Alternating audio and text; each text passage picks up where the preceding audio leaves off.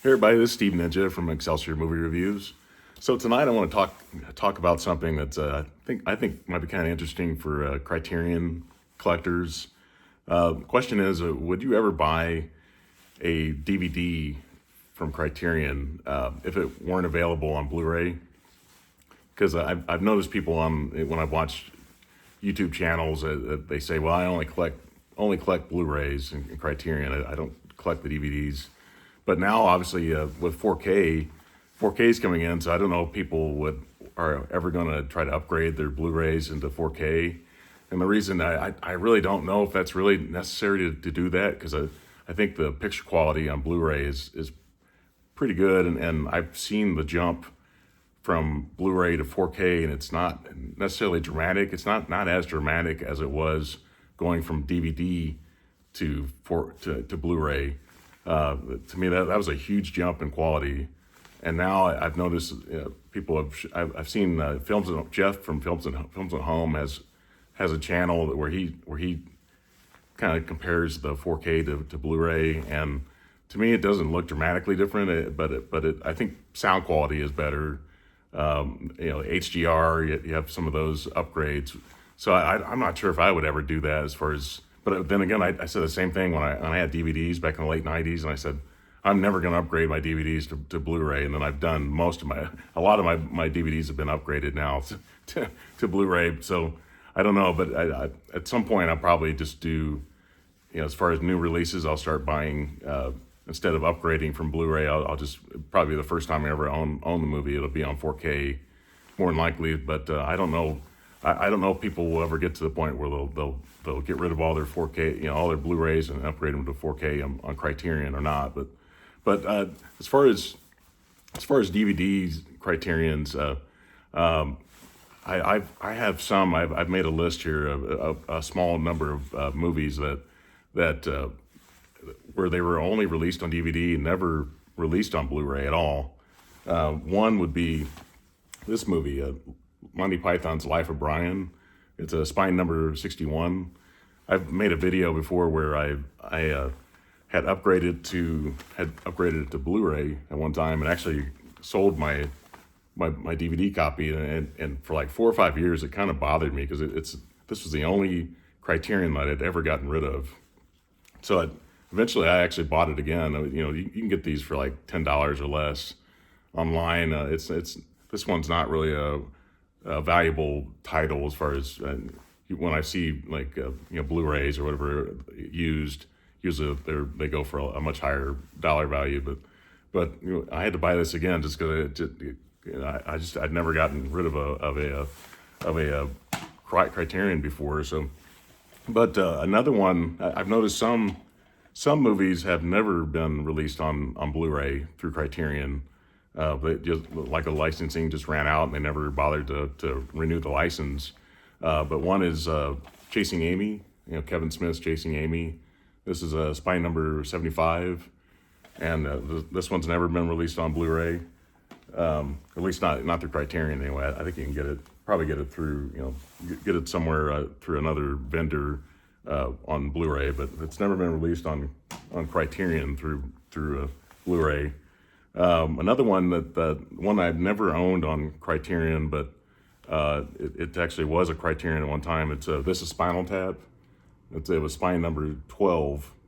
One of the early days, I think as far as Criterion, I read that the first Criterion was released December 1st in 1984, and it was on Laserdisc.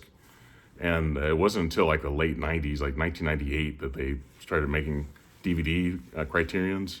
It's kind of strange that it took that long to get to that, but Criterion's really started to take off, I think, in the late 90s. That's kind of when the real popularity happened then. So I'm sure people had them on Laserdisc before, but it just didn't seem like they were quite as popular back in the 80s and most of the 90s, and until the late 90s when DVD happened. But this is Spinal Tap number 12. They had some titles in like the first 100 Criterions that were released that were strange titles. One was RoboCop. This is not a Criterion, but it's a RoboCop spine number 23. This was on Criterion at one time. And then Michael Bay. They had a couple of Michael Bay titles. Armageddon, which I've never owned these on DVD or Blu-ray or anything, but Armageddon's spine number 40, and The Rock spine number 108. Never owned those, but those were actually Criterion's at one time. And if you want to buy those on DVD, you have to go through eBay, and you'll pay like quite a bit of money. I think it's like $60, $70 now because they're so rare. But I don't know why anybody would ever buy those. But if you're I don't know if you're a serious Criterion collector, maybe you would. I don't know. There's a one channel on YouTube. It's called Boutique Blu-Rays with Elliot Coen.